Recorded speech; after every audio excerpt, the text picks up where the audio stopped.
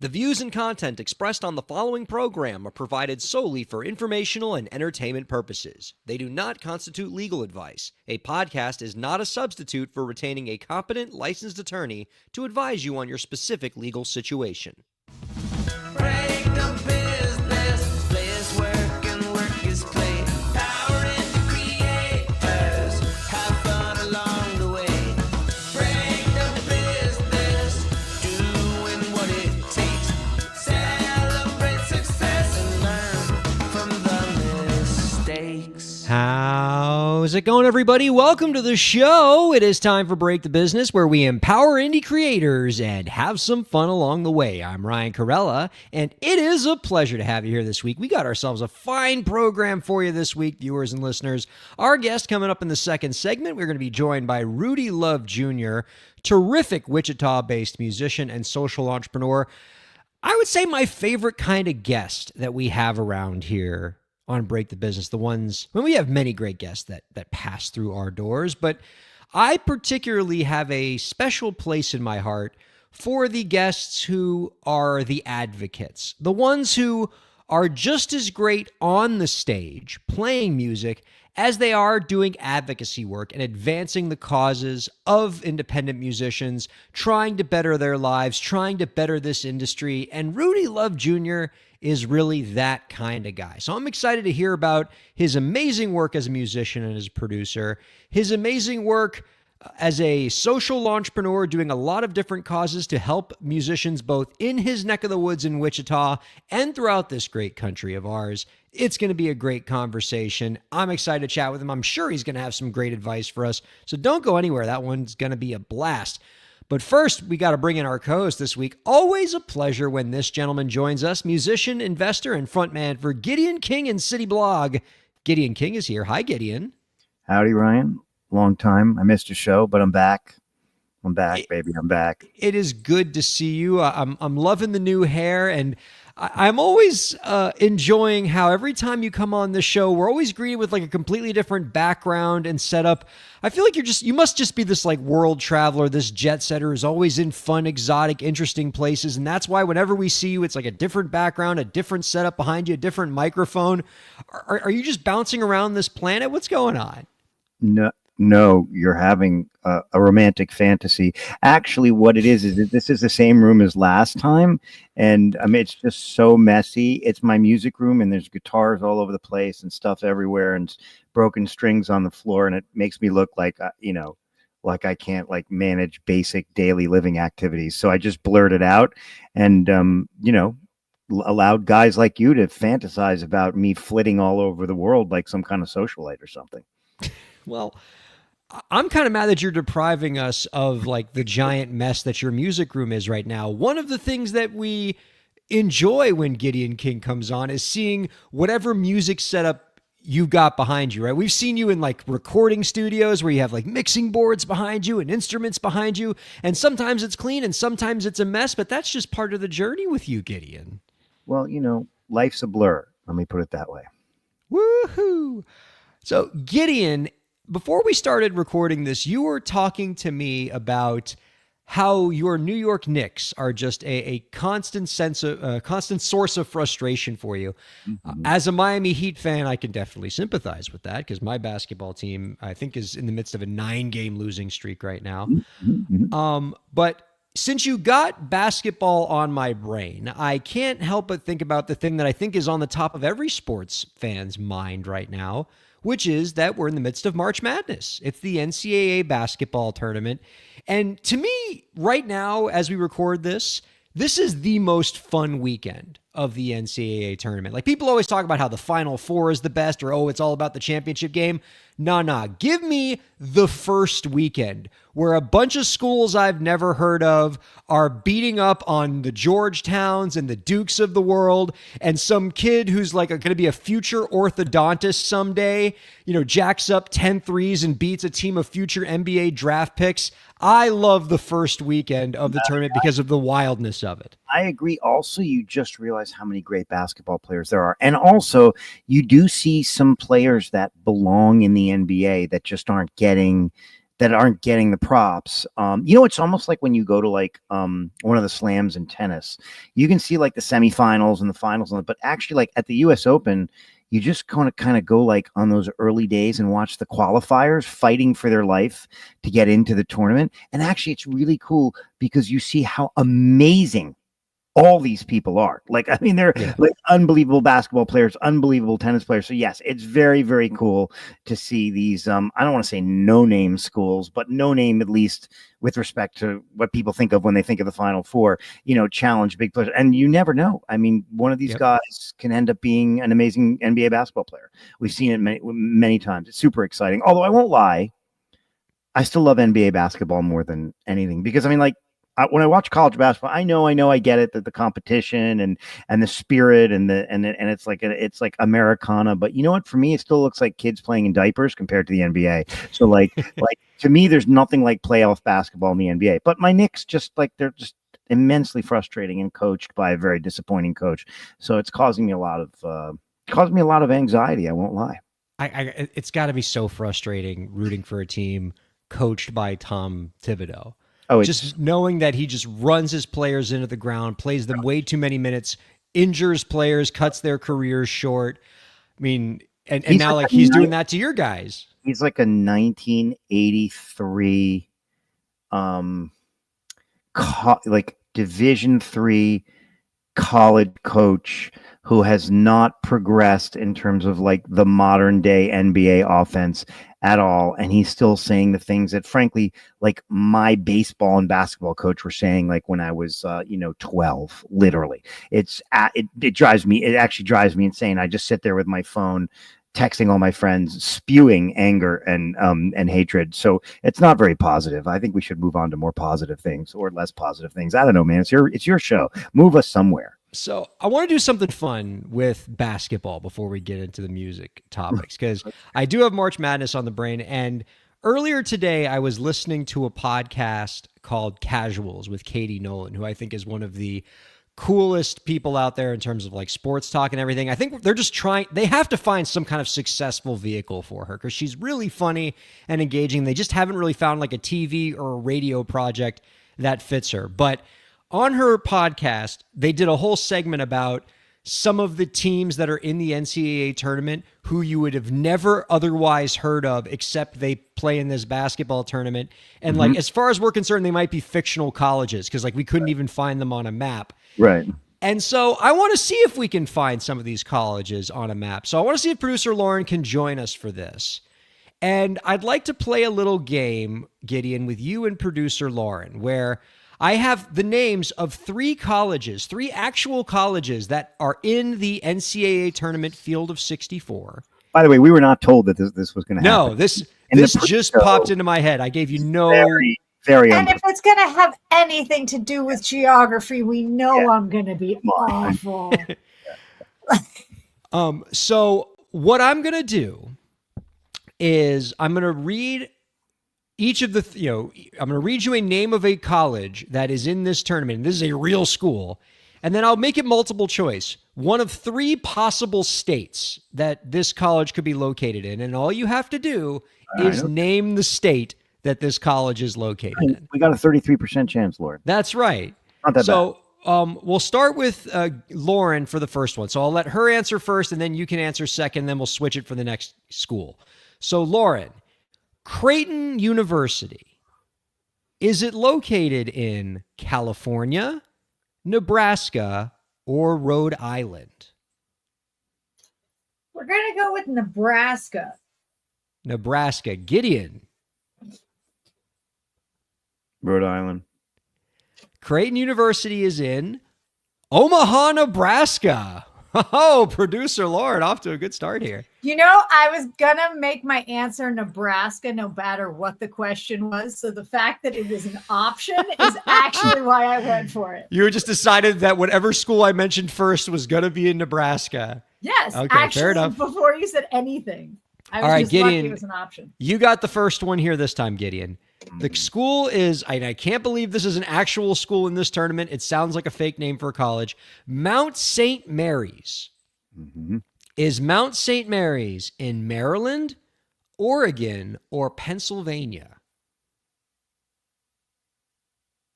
I guess Nebraska's not an option. It's a trick question. It's Nebraska again. Exactly. I'm going with Pennsylvania, and I don't know why I'm going with Pennsylvania, but I am. It sounds like there'd be like, mountains in there, Something, I don't know. Yeah. Yeah. Poconos. Lauren, what do you think? I'm going with the M one for the alliteration. So you think that Mount St. Mary's is in Maryland? Yay! I don't know. Mount St. Mary's. That would make me so happy.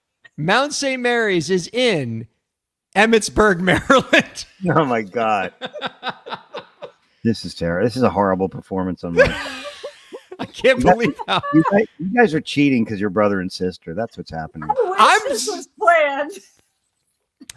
I even tried Gideon there to get her to like walk her off her answer, and she wouldn't do it. I was like, "Are you sure Mary's is in Maryland, Lauren? Really?" Right. Yeah. All right. Well, now I kind of want to see if Lauren can get the sweep here. All right, last one. If you give me one like Caltech, I think I can Caltech. Ooh. Really, like something like the Harvard or I don't know something. University of Pennsylvania, University of Texas. Exactly. Well, actually, there was a team in the tournament like 2 years ago Miami that was University. Oakland University. And you would have thought California, but actually Oakland University in Michigan. So that one might have thrown you off. All right, the last one here, Wofford University. Wofford University. And we'll start with Lauren. Is Wofford University in Texas, South Carolina, or Ohio? I'm torn, but I'm going to go with Texas because that's where I was born. I'm going with Ohio. And That was Gideon my number says, 2. and the answer is Wofford University is in Spartanburg, South Carolina. You're both wrong. But a strong performance by producer Lauren. By the way, Lauren would be the sort of person that like you'd invite her to be in your NCAA tournament bracket pool, and she wouldn't know any of the schools or who they play, how they play basketball, and she would win the pool over like people who are studying this relentlessly. It would make him so mad growing up. Ryan would be like, I think you guys are brothers and sisters, and there's got to be like an ethics committee that we have looking into this little contest. That's the most satisfying part to me is that we're brother and sister, and like it's annoying him more than it's annoying anyone, and it's cracking me up. Wow. All right. Well, good on you, producer Lauren. Another fine achievement. She's always good at these game shows that we do whenever we do them, Gideon. Don't beat yourself up. Well done. I'll get a party horn. I'll take it. Yeah, it's the show's highest honor, the cartoon party horn. Really? So Gideon, 2 music matters. I did want to talk to you about an article that came in recently that was in Hypebot that was talking about different proposed payment models for streaming services and what streaming services might potentially do to increase payouts for artists. Well, and I also do want to talk about the law from the bill, I should say, from Congresswoman Rashida Tlaib, the Living Wage for Musicians Act, that tries to address this issue through policy. But before we talk about that bill, I'd like to talk about some of the proposals from this article because you obviously know this industry very well. You are an investor in streaming services. You know how a lot of this stuff works, and you might have some keen insight into the question of how these services pay out their artists. Do you think artists are getting paid enough on these platforms and what the solutions are? And so one of the things that this article talked about was one potential solution that we could implement for getting artists paid more on platforms like Spotify is going to a credit-based system where instead of having people buy, basically pay monthly subscriptions and then get to listen to all the music they want, they instead, their subscription gets them a certain number of credits and they can pay more to top that credit up and listen to more stuff. And basically 1 credit equals 1 play. And that way, because there's a fixed number of credits in the system, you guarantee a fixed per stream rate rather than a situation where the potential royalty pot for musicians goes down if more people listen to music, because the more listens means the fewer amount or the more money that gets spread around to everybody. What? Have platforms? Why don't we just take away air conditioning in the average car that's sold nowadays? Meaning, like, none of this is going to happen. And like, I understand the dilemma, and I get that there's a lot of artists who feel they're not getting paid enough for their extraordinary artistic output. But the truth is that, and I said this before, I don't know, on the air, off the air with you, Spotify and streaming services have democratized the release of music more than any vehicle in history. You can make a mixtape tonight and release music. It's actually a privilege for artists to be in a world with Spotify. And I too lament the fact that, I have 540,000 streams on the song I released, or 300 or 900,000, whatever. And then I don't make much money from that. But the truth is, artists have never made a lot of money from their music. I mean, sure, you had record deals and vinyl sales and all that stuff, but that was just a few players who made it into the record label ecosystem. In general, artists didn't make much. And I think actually the problem, and a lot of artists who are really successful and great talents. In fact, I was talking to one of the most famous singers in the country just the other day. And you know what he said to me? He said, I'm so tired of the whining about people not getting paid enough by Spotify. And he said, anybody can release music. There's way too much music being released. 85% of it is horrific. 75 to 90% of these people can't get on stage and put on a good show. So, like, to be honest with you, what you're actually seeing in Spotify is a published, highly visible, highly discernible exemplification of the difficulty that has always existed for artists in making money in the music world. It's really, really hard to make money as a pro tennis player. There's only about 190 people that do it. There's only a few people that make the NBA. And there's only a few people that make the NFL. And what I would say at this point, because I'm kind of getting bored of the whining about it, I would sort of say to musicians, like, welcome to the NFL. You got to be great. You have to produce really, really unique stuff. And frankly, you're lucky that there's this vehicle where basically for free, you can download your music and even have a shot. And there are many people who take off by virtue of YouTube and Instagram and Spotify and all these modalities that would never have taken off before, because they're exhibiting other elements of their personality, notwithstanding their lackluster musical abilities. So I'm kind of in I'm a little bit of in a get real mood tonight. And frankly, wait till we get to the Rashida Tlaib bill, which I think is the most arbitrary and absurd bill I maybe have ever read. And I've read a lot of bills. But this is just like, that's never going to happen, that model that you're talking about. Spotify doesn't make much money in terms of earnings per share. Okay, they barely break even. There's no big dividends coming to shareholders from Spotify. So this whole get the man, Spotify's killing everyone and destroying the world. It's frustrating, but it's actually just a graphic representation of what has always been. Now, I know that in saying this, that I could have a tidal wave of people saying to me, what are you talking about? The music model is more broken than it's ever been. Actually, not true. My advice to artists is put out some good shit, learn your triads, learn how to play music, and actually learn how to put on a great show, because that's the only way anymore.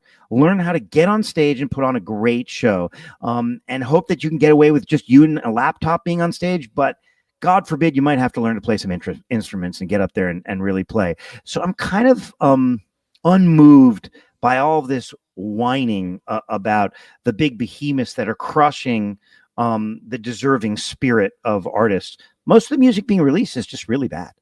Well, and again, we're not talking about the music that's really bad, right? Spotify has already set it up where if you're getting less than 1,000 streams, you're not getting any payout. So it's not like this money's getting spread out across like a bunch of hobbyists who are only getting a few streams on the platform. These are people who, the people who are getting paid on this platform now are people who are really trying to make a go at this industry, right? And, a very small percentage, I think it's less than 5%. I got to go find the stats on this because we talked about it last week. Small. Oh, you're right. Are making like any kind of, money worth writing home about on these platforms.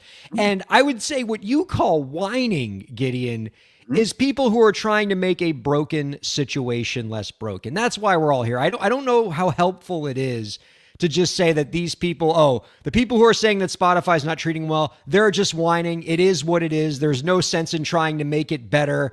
Go out there and play more live shows. I mean, that's not why we're here, man. Like we're doing this show. We're advocating. We're trying to make things better in the industry. And so what we should do on this show is we should tell people that it's really, really hard. Not that you're intrinsically deserving, but that it's really hard. And by the way, many people do go out and buy streams and do all kinds of stuff, and they get paid something by Spotify when they shouldn't. In fact, I might even argue to you in another show that Spotify is the one getting the raw end of the deal from artists, because so many artists are going onto the platform and actually creating fake streams, and Spotify's having to pay out too much, and that the ire that Spotify seems to elicit in artists is actually just kind of like, I guess as Shakespeare would say, look in a mirror. I just don't see the unfairness of Spotify. Spotify cut deals with labels. Okay. When they cut those deals, they agreed to pay too much for the content.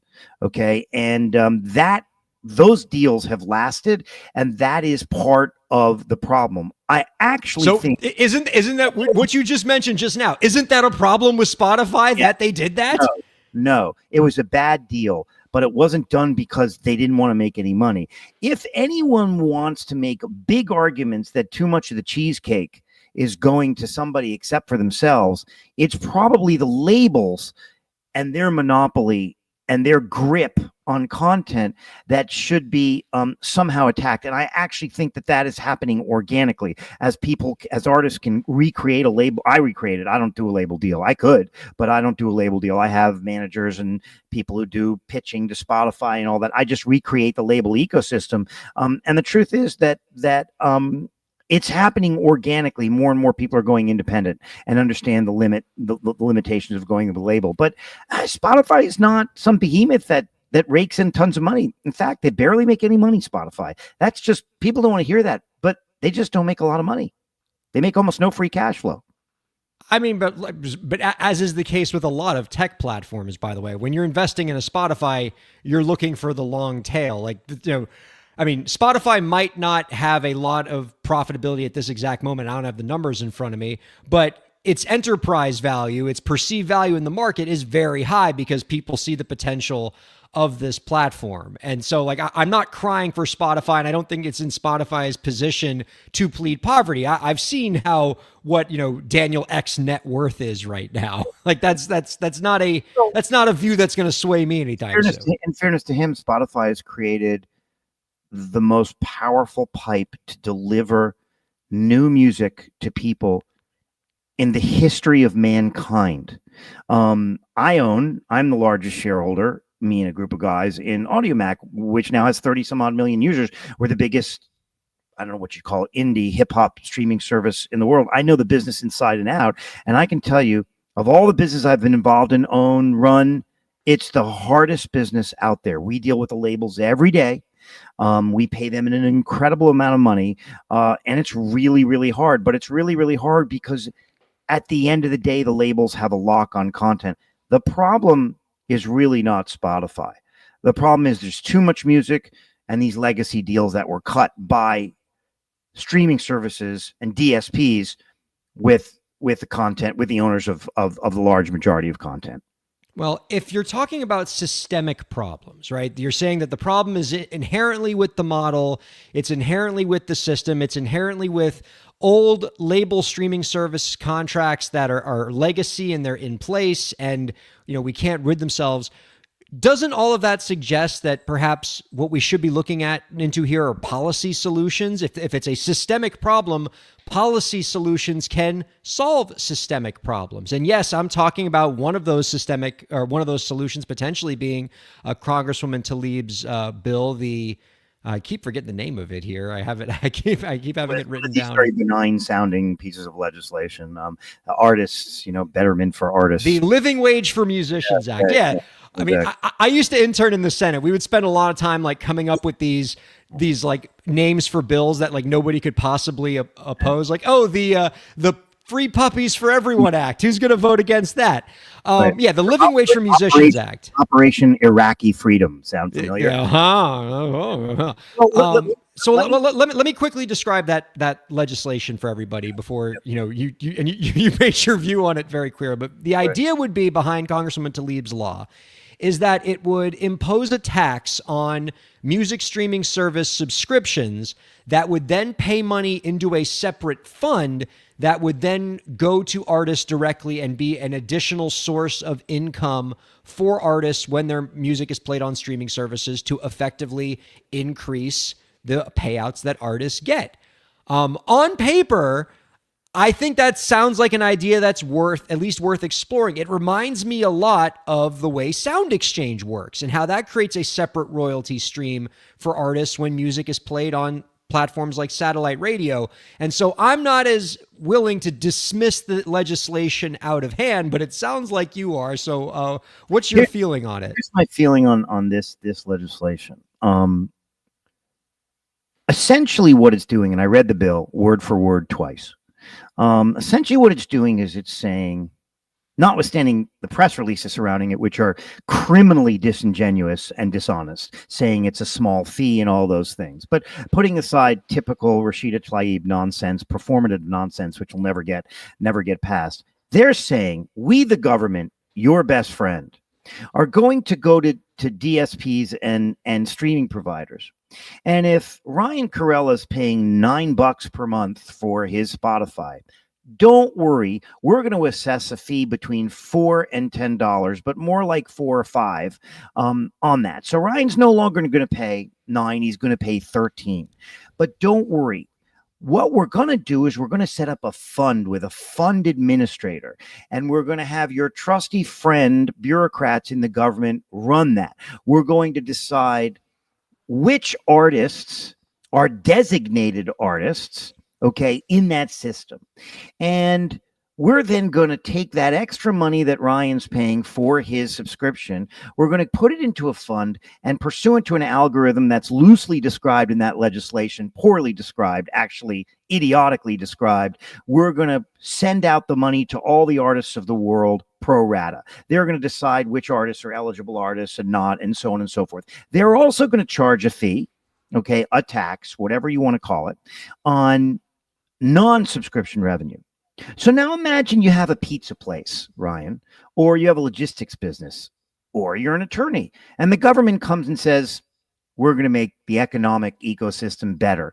We're going to make your clients pay more per hour for your services. And you'd say, well, wait a minute, I might lose some clients, and this is the government interfering in a business and essentially affecting a taking without real knowledge of the business, and you're going to have a bunch of fundamentals. So it is going to be ineffective, for one, because all that's going to happen is less people are going to subscribe. If you charge 44% more, what's 4/9? 44%? Just if you charge 44%, I'll take your word for it. It's people are going to subscribe less. So the pool is going to shrink. A, it's not going to work. 2, it'll never get passed. Okay, it wouldn't even get passed if the Senate and Congress controlled by Democrats, because it's just a plain out. Well, it's not going to pass in this Congress. But I think this is a longer discussion than just this Congress. It's never passing anywhere. There's not even. It's completely performative. It's a way for Rashida Tlaib and the other guy, as part of the hip hop whatever committee that was formed by the government, to say, look, we're for the little guy. They know it's not going to pass. The bill is written as if it's not going to pass. There are no guidelines on really how to send out the money. There's no oversight committee, no precedent. It's a joke from the top to the bottom. But what's worse about it is it's actually sinister, because it's going into businesses and saying, we don't like the economic model. We, the government, will just make you charge 40 to 50% more for your service. And we actually don't know the outcome of it. We don't know if it'll make people subscribe less. We don't know how the money will be allocated. We just know we're going to form a fund administrator from a bunch of bureaucrats. It is arbitrary. It is capricious. It's fairly sinister. I think it's one of the worst things I've ever read in a piece of legislation. First of all, given the current state of the government right now, it's not even like the 100th worst thing happening in the government in the last 48 hours. All right, let's not dabble too much in hyperbole here. We tax stuff all the time, Gideon. You pay a sales tax when you go to the drugstore and you buy a toothbrush. Like, sometimes we tax stuff to fund stuff. And if you're telling me that I'm going to pay $5 more per Spotify, but that $5 is going to go directly into artists' pocket and artists I care about and not Daniel Ek's pocket, yeah, I'll pay $5 more a month. And maybe I'm not speaking for the marketplace there, but that's not enough to make me stop listening to music. Because if I have a magic rectangle, my phone, that can have access to all of the universe's music at my beck and call, I'm willing to pay more than $9.99 for that. No, my friend. I own a hip hop music streaming service with 35 million users. I can tell you right now, if we put 44% more on the $3.99 we charge, 40% of $4 is $1.60. If you start charging $5.60, tons of your users in America, certainly most in Africa and a ton in Europe, will disappear. Do not assume that your listeners are a bunch of upper middle class folks who are lawyers and so on. They are regular folks without advanced degrees, and they are not going to pay 40% more for a service. The idea is bankrupt morally and economically. Gideon. And by the way, it's also not a tax. You're calling it a tax. You're going to a private business and saying, raise your price for your service, and we're going to take a piece of that price and distribute it as we see fit. Very different, very, very different than tax as we understand it on earned income and so on. Listen, it's not an income tax, but it's a tax. And you also mentioned that, like, you're fearing that this is going to be some government, group of bureaucrats that's figuring out how these payments are made. We already have a model for how this is done with public performance royalties. It's called Sound Exchange. It's a nonprofit. We have the Mechanical Licensing Collective, another nonprofit. There's already plenty of precedent for nonprofit organizations that collect, that provide a quasi-government function and collect royalties and pay those royalties directly to artists. This isn't scary or sinister. This is par for the course. This is how we manage a lot of things in this industry. And then when you read the bill carefully and you see that they're going to take this fund and they're going to take the dollars in the fund, and they don't know what the hell a fund or a fund administrator even is. They have no clue what that is and how to administer it. I know, I've done it. They have no clue. But let's say by some act and miracle of God, they actually know how to do something like that, because the government has proven to us they don't know how to do almost everything. Let's say they do. What they've proposed is you simply take those extra dollars and you pro rata send it out to designated artists and featured artists, pro rata relative to their streams. So when you really think about it, you're going to cause a breakdown in participation.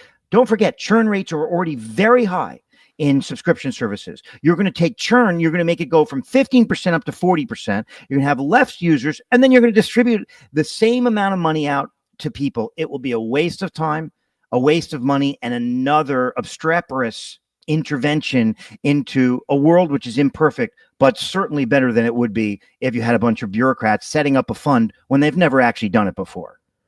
We have Sound Exchange, Gideon. Like, this isn't untrod territory for us. Like, if we had Sound Exchange administer this fund, like if we put in the bill, it's going to be Sound Exchange, an organization that already does this stuff, already manages payouts to artists through direct payments. Like, would you be less frightened by this? It's a totally different thing. It's not what Sound Exchange does.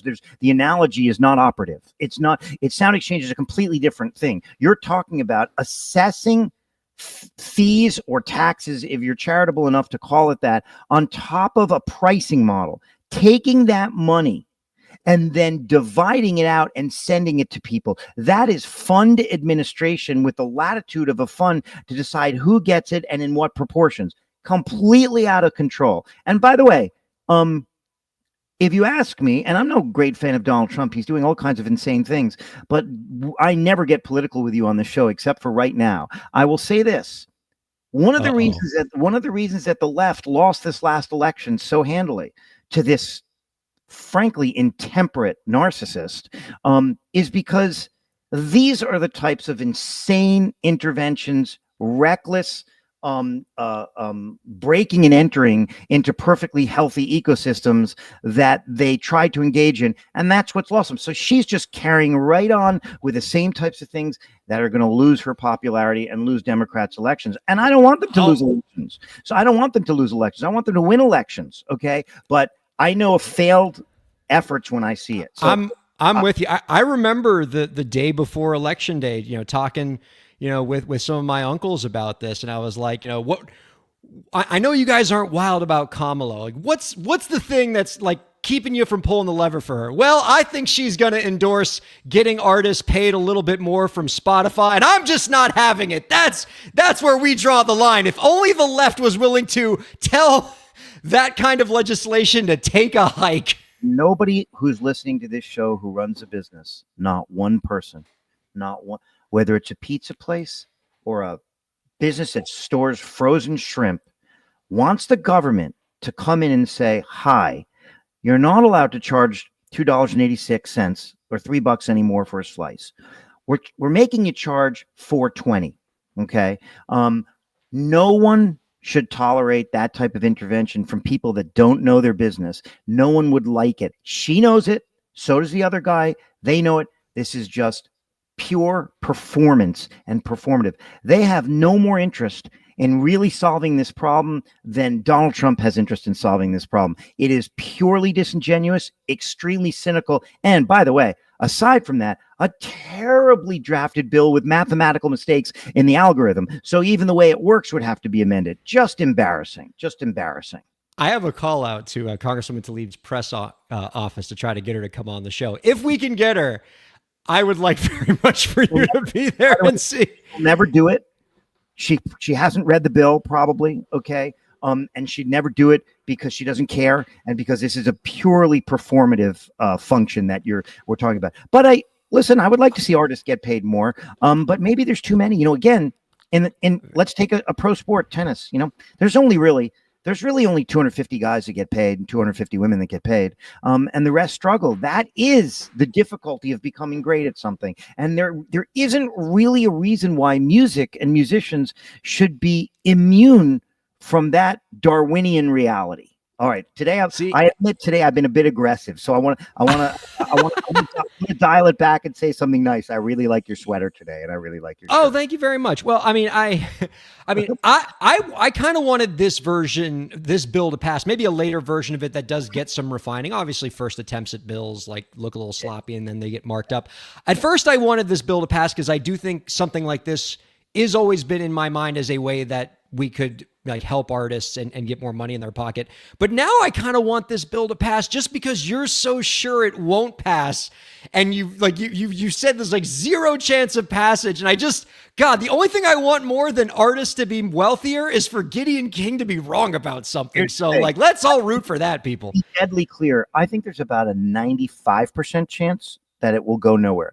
I think there's 100% chance if by some horrific act it was actually passed, it's 100% chance it will achieve the diametric opposite of what it's trying to achieve, as so many bills do, as tariffs are, in fact, right now. So meaning it's so obviously economically bankrupt, this structure, that it's almost like, oh Lord, do we have to watch people make the same idiotic mistakes again and again?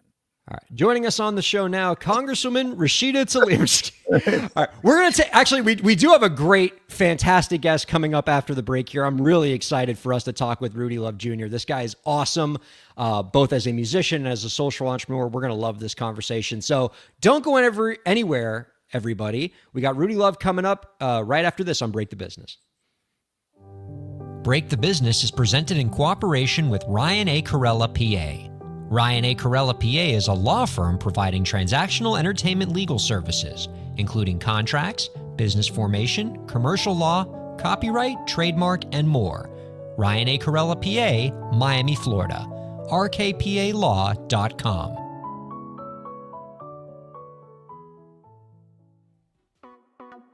Streaming services for Break the Business provided by LEK Entertainment. LEK Entertainment is a full-service entertainment company offering everything from consultations to full-scale events and productions, including audio and video voiceovers, stage the act in music development and streaming services. For more information, visit lekentertainment.com. LEK Entertainment wants to help you bring your story to life. Thanks for supporting Break the Business. If you have a question or topic that you want us to discuss, email us at breakthebusiness@gmail.com. You can follow the host, that's me, on Twitter at Ryan Kair, and you can follow the show at the BTB Podcast. Be sure to subscribe to the show on Twitch, YouTube, and Facebook, and on all major podcast platforms. And now, let's get back to the show. Welcome back to Break the Business, everybody. Ryan Kairalla here with Gideon King. Gideon, this is way off topic, but I just wanted to briefly ask you about this because, you know, as a business guy, you've probably invested in a wide range of entertainment projects, and I'm wondering if you could help explain to me how something like this could happen. And it's the story that I read in the Wrap about Netflix coming after film director Eric Risch for allegedly just taking $11 million of Netflix's money that Netflix said, here's $11 million, go make a TV series for us. And he just allegedly bought like a bunch of personal items and vacations and like didn't really put any of that money into a movie. And as a businessman, how does that happen? Like, doesn't somebody from Netflix like say, hey, I'd love to see an accounting statement at some point. You have some footage you can show us? Like, how does $11 million just disappear? You know, they say there's a statistic that when you walk on the street in New York City, that like if you walk for 7 hours, you pass something like, I think it was like 21 hardened criminals and 2 serial killers. And one thing I've learned, I'm so excited to see where you're going with this. and one thing I've learned, I'm in a dark mood today. That's why I'm so blurry behind me. I'm actually in a dungeon in Siberia. But the thing is, contracts, I'm sure the contract said stipulated that the use of funds, right, you know, should be to make movies or do whatever, right? There was probably something that said you got to do something along the lines of something if we give you this money. But one thing I've learned is that every once in a while, I come across someone when we fund them that is just a fraud, that is just a maniac and an extremely bad human being, and they couldn't give a rat's behind whether they live by the contract, the spirit of the contract, and they're so maniacal that they just go and literally steal your money and do whatever they want. I had an experience with a guy like this a number of years back that actually took years off my life. And so my answer is it sounds unsophisticated, but I promise you it is. When you do business with people, every once in a while you go to bed with dogs and you wake up with fleas. It's just the judgment of who you're dealing with is simply the hardest thing in business. You just come across really bad people sometimes. And I'll tell you, it's totally terrifying because then you sue them and they lie in lawsuit pleadings and everything. And it's just one of those things that it's like, it happens. And so my answer to you is there's just some nutcases out there, and they're just maniacal narcissists who go and do what they want. And so you just bump into liars. So you're walking in New York and you just walk by some of those people every day, Miami, New York, whatever. All I'm here, well, definitely in Miami, like, you know, 4 out of every 3 people you walk by has probably done some kind of criminal activity in this town. Probably right. All I heard, Gideon, is that Netflix has $11 million that they can just give to any person and not get anything in return. But Spotify can't dig up another 0.3 of a cent for an artist per stream. That's all me. That's apparently that's the situation. You're back on the Spotify thing. I'm not. Let me put it this way. I'm not taking the bait. I want you to go to your next guest. I'm not taking the bait. Oh, fair enough. That's quite savvy of you. Let's go ahead and bring out our guest this week, because I'm very excited to chat with him. He is an acclaimed Wichita-based producer and musician and member of the jam band Two Lot. Our guest is also heavily involved with a number of celebrated social initiatives in music, including Buy Before You Stream. There's a good topic for us right now, Gideon. Midtopia and the Somewhere Festival and Conference. You can find out more about our guest's work by visiting twolot.com. That's the number 2lot.com. We are happy to welcome Rudy Love Jr. on to Break the Business. Hi, Rudy. Hey, y'all. It seems like I picked a hell of a day to be on. What's up, Rudy? What's going on, Gideon, Ryan? Thank y'all so much, man. Appreciate it. I've really enjoyed watching this. It's very much our pleasure, and we're happy to hear that. I think, yeah, you caught us on a live day today, but we're having a blast. And you give us a lot to smile about, Rudy, because as I was mentioning at the top of the show, I love the Break the Business guests who bring it both on the stage and also off in terms of doing some really cool social entrepreneurship and artist advocacy. And that's you, my friend. But let's start with what you do on the stage first, because, Two Lot's a cool band and you guys are making great music. I've heard how would you describe your band's sound? I've heard it called electronic jam music. Yeah, we EJM for short, man. What we essentially do is try to combine the best of electronic and the best of jam. And when I say best of, I just mean what we like. You know what I mean?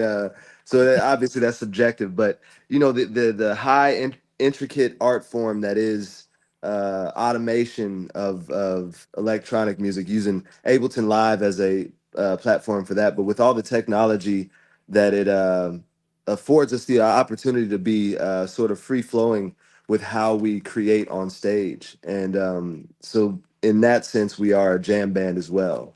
Yeah, man, I would say it's with my influence as well, it's a little bit like soul and funk thrown into there somewhere. But yeah, man, basically just imagine if you loved Fish, but you also love Rufus the Soul. Those sound like things that are all worth loving.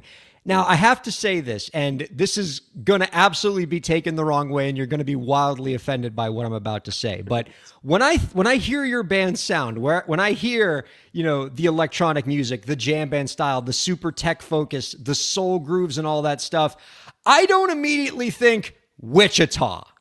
And that's a product of my own ignorance, okay? Like, it's because I don't know a lot about Wichita at all. And to be honest, I have not given a great deal of thought to the Wichita music scene. But after listening to your band, I feel like I'm sleeping on Wichita. Am I sleeping on Wichita, Rudy Love Jr.?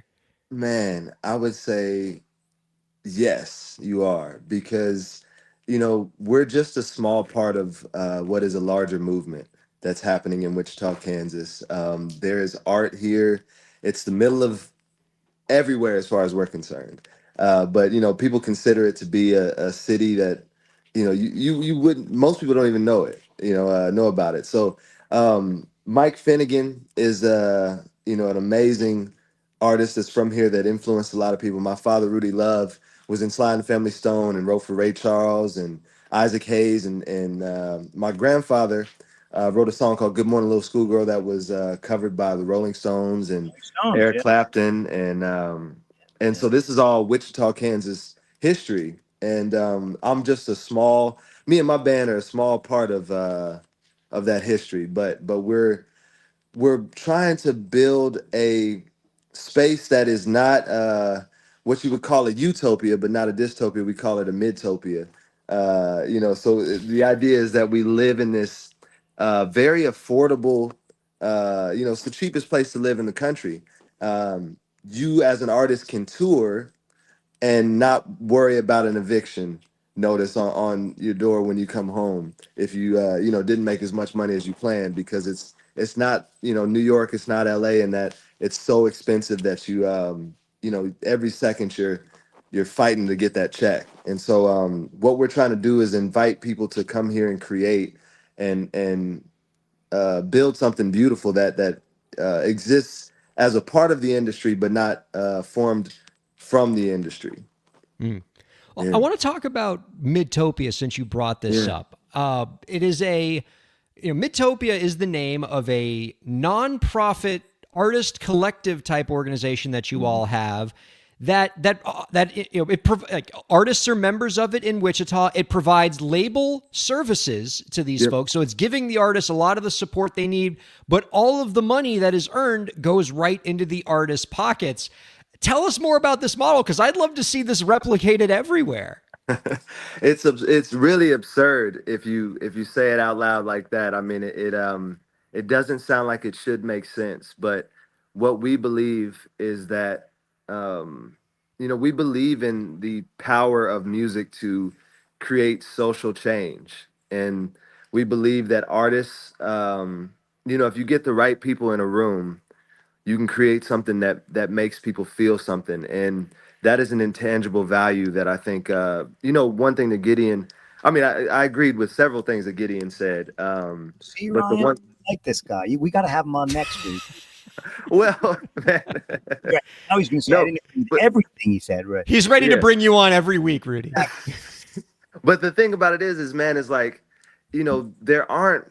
It's a special breed. It takes a special kind of person to really create something that resonates, and you have to study it. You have to dedicate your entire life to it.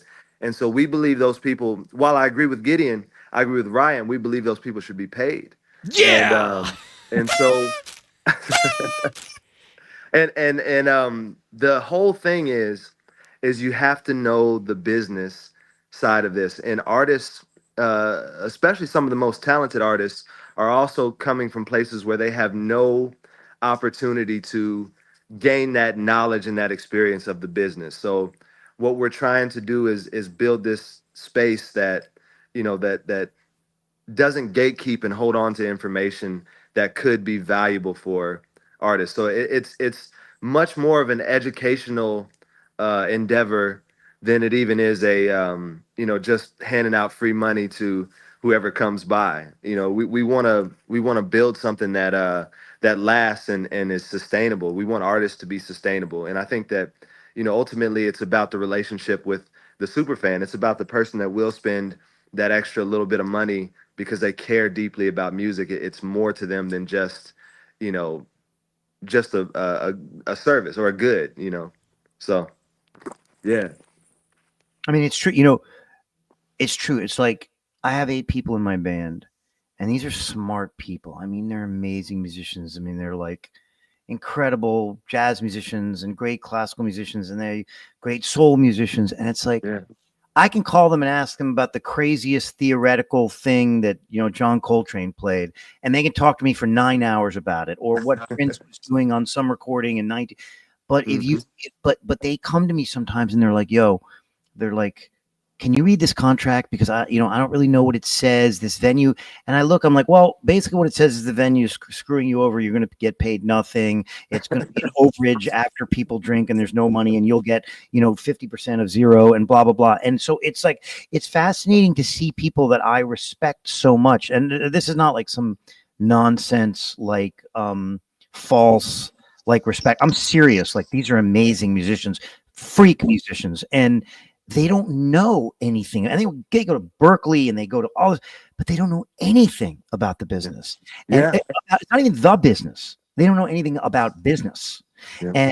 And so I hear where you're coming from with respect to the educational thing. I think that Berkeley and all these places of higher music education better get real and start teaching people what present value is and how to look at a contract and just how to just understand their environment economically. Because man, it's hard. I mean, it's hard. So I hear where you're coming from. I have another question for you, but I'll wait for Ryan, unless you want me to fire away, Ryan. Go for it. You got the hot hand right now, and you seem like you got a lot Yeah, of mind, man. man. First of all, your lineage is crazy cool. I just want to mention that. Yeah, my dad and grandfather did cool stuff like that too, but I don't need to bring it up. Like, Right, yeah. So I'm going to check this all out on Spotify when I get off. Yeah, please. So I'm definitely checking out your piece, man. I was Googling just a minute ago to check, and I saw you with that beautiful hollow body. Man, I can't wait to hear you play. cool, man. So jam band Yeah. and jam bands. I've been playing a lot of gigs lately, and I have noticed when we jam out and we play solos, we just play the 930 Club in DC in front of a lot of people, and it's a cool venue, And I played that spot, man. you did? Right next to. Oh, I'm sorry. I played the Atlantis right next to it. that's Yeah, right. man. Yeah. It's Yeah. cool. And it was really cool. We just played the Blue Note the other day with John Schofield, and Hey. people were they love jam. They love when people are up there playing and be free, and being, sort of free flowing. And I feel like we need to support the concept of jam band. And I don't just mean Fish. I just mean Yeah. people are up there, Yeah. whether it's with toys, whether it's with Ableton and track, but just people who are up there flowing and creating. And if we don't support that, this is my old-fashioned old man nonsense, I guess, but music is dying unless we support the concept of a jam band and modernize it. I don't care what you call. Miles Davis was a jam band at one point, vamping on one chord. Yeah. Fish, so's Government Mule, so are we sometimes, so are you guys. So Oh yeah. I would like to hear your thoughts on the importance of jam bands. I kind of feel like they're like the life raft for music in some ways. Man, I could not agree with you more. I mean, the truth is, I've had some recent success in my recorded music, but I made a living for years. I'm from Wichita, Kansas, lived here most of my life, but I did live in LA for a time. And the way that I made my living was showing up to a random club, meeting musicians for the first time, and figuring it out on the stage. And I think that there's nothing more beautiful than spontaneous collaboration and creation. And that's the one thing, ultimately, we're going to have holograms, we're going to have AI that can do things that we've never even heard of. But the human element of two people getting together and creating some, or, four people or eight people getting together and creating something, and not just not just the math behind it, but the emotion behind it is what people are gonna.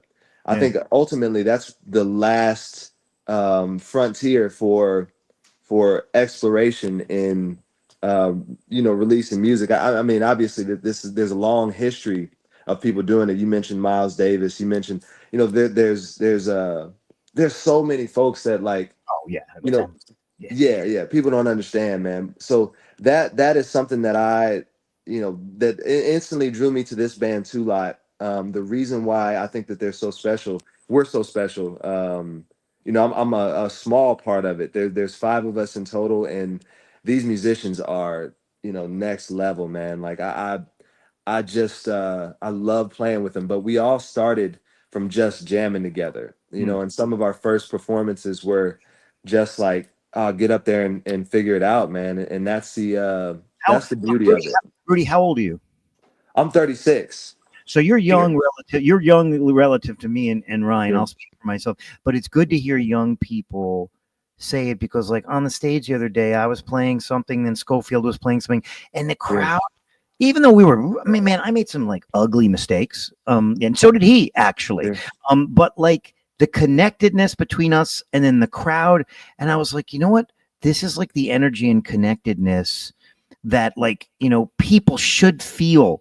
With music, and I just get worried about the like guy on stage, woman on stage, laptop model, and it's like that's it with playing to tracks. It's like it doesn't foster this like very intense connectedness, whatever. Well, if I can get nerdy about it for a second, now these laptops are allowing something interesting, like so with it used to be you just press a button and you're the right. laptop is doing all the work for you, right? So the way that our rig is set up now is we have this thing, this set list. So we have, live looping. We have,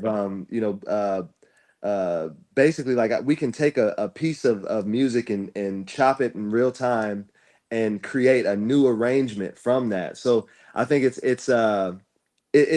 we should always use it as a tool. We can't let it use us. Yeah. But it's true. You're right. The way that the tech is intense now. You know who predicted this? David Bowie, in an incredible interview. He basically said people are going to be on stage with toys that can chop the music up and do all kinds of stuff. And I remember that interview and thinking, this cat is so smart. And he's like, was like 1981, and like David Bowie. And it was funny, and then that was juxtaposed against Prince, who actually said, no, it's all going away. Hip hop's going away. Rap's going away. It's just interesting to see like who had the future now in there. Man, I Sly Stone, man, who is like an uncle to me. My pops used to tell me about the things that he believed about music, and he was more on that Bowie tip, man, of like, he always wanted the new toy. He's always wanted the new toy to try and figure out, where. I think he said something to Dad once. He said, I need to find out where the man ends in the machine, or where the man begins and the machine ends. So Totally. I think You it's have something else, man. got to Yeah. embrace the toys. If you don't embrace the toys and try and use them as a tool, you get left behind. So like Yeah. as hard as it's been for me, I embrace the toys. Yeah. Painful, but I embrace them. Yeah. Well, And you I know what, try. man, I get a new plug-in or something and I'll write 20 songs because I just started playing around with this thing, man. And That's right. it's it's all about creativity at the end of the day. And I think it's not a bad thing. You know, folks are saying like oh, you know, 100,000 songs uploaded to Spotify. You know, there is a lot of bullshit, you know, BS if I can speak candidly. But I think the one positive thing about that is a lot of people are trying to create and finding out, you know, maybe they're having a great respect for people who can really do it on a high level and pull that thing out of their mind and create something like that. I mean, you know, it's to me it's the equivalent of everyone who took piano lessons as a kid having appreciation for real pianists, you know, just because they took the time to try and do it themselves and realize it's not very easy. That's You know? that's actually what I was saying before. I was saying, there shouldn't be this many releases. I was just talking to the singer, and that's what I was saying earlier in the show. And he was like, "Yo, there's way too much music. Yeah. So much of it's bad." Yeah. On the other hand, I see your point. It's sort of like, but people are out there trying to create. I'm older, and maybe I just feel wedded to the idea that it's like you have to learn. You gotta. It's again Yeah. like what Miles or whoever said, train, learn it all, and then you're allowed, and then you have the luxury of forgetting it. Yeah. And You got to so go to the woodshed, man. You got to yeah, put in that time. that's what I'm seeing a little lacking. There's too many people releasing music who haven't shed this stuff, and but Yeah. and as you get old, now, I mean, Schofield's 70, and he said to me the other day, and we were in the green room at the Blue Note. He said, "Man, get over it." He was like, "Shut up." He's like. There's not too much music. These people are trying to create something. There's going to be some great stuff. There's going to be some bad stuff. He's like, Yeah. "You're way too uptight about all this." And like, I mean, he is John Scofield, so I probably should shut up. Like, Yeah. Man, no, I think, you know, it's yes and man. I mean, it's like, you know, what I would prefer is if Spotify if these streaming services became um curators of sound in a way that wasn't dependent upon what labels told them was good Yeah. and was dependent upon, you know, actual like some standard of musicality. Yeah. But I think it's such a subjective thing that like you can find an audience anywhere, and I think that it ultimately for creators the business part about this is like if I do something interesting and unique, it is my job to try and find in a cluttered world who resonates with that. You know what I mean? Because I could make noise and somebody is gonna like it. So if I go out and find those people that like that, I'm, uh, I'm feeling you know. Ryan and Rudy like we're talking, not me, us three. The world is talking about Spotify too much. Like my manager, who manages Yeah. just some big names, he's like, "Yo," he's like, unless you're huge, you're not making much money from Spotify, right? Yeah, You yeah, have 2 million streams on a song. I have a lot of streams on some songs. I don't even know what I make, but I know it's not enough to go out to lunch in Miami. And so, like at the end of the day, like my manager's always like, you need great video content, yeah, and you yeah, need a lot of music. And he's like, you need to be able to play good live shows.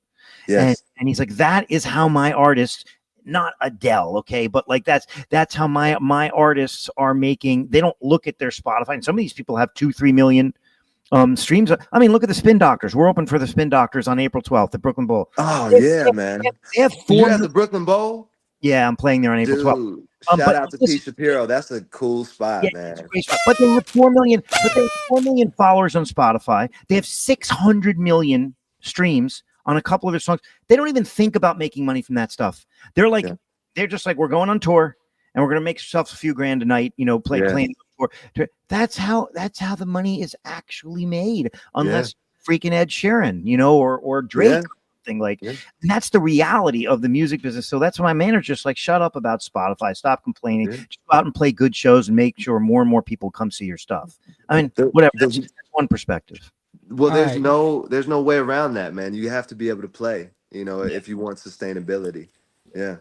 I hate God, I hate to have to cut this conversation short. Well, this just means, Rudy, that we have to have you back on more often so that we can keep this conversation going because it's just getting good. But we are about to lose radio soon, so I want to just tell everybody our guest has been Rudy Love Jr. of Two Lot. You can find out more about our guest's work by visiting Two Lot. That's the number 2lot.com.